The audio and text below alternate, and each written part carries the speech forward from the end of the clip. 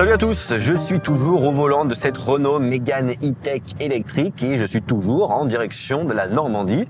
Et il paraît que malgré sa longueur contenue, cette voiture est une vraie routière. Alors est-ce que ça vous dirait qu'on aille tester tout ça sur autoroute pour voir ce que ça donne ?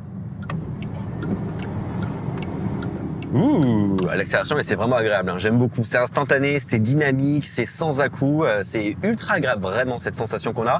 Mais je pense que le moteur a quelques secrets à nous livrer. Alors on va demander à Fabrice, un ingénieur électrotechnique, de nous éclairer sur le sujet. Salut Jean-Baptiste.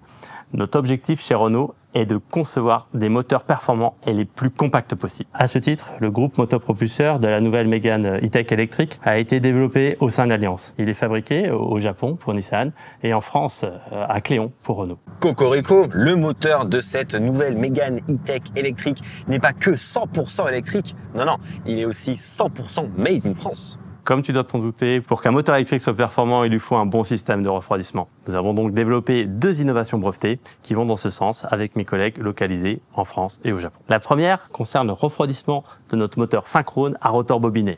On a placé des injecteurs à des endroits stratégiques de la machine afin d'obtenir le refroidissement de son bobinage. On obtient ainsi le refroidissement du rotor et du stator. La deuxième est une astuce qui consiste à utiliser la dynamique du rotor pour accentuer le refroidissement du stator par projection d'huile.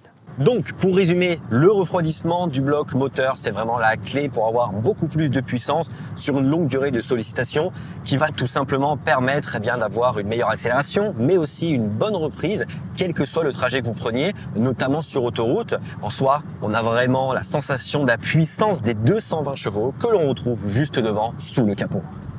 Ah, j'arrive bientôt à destination.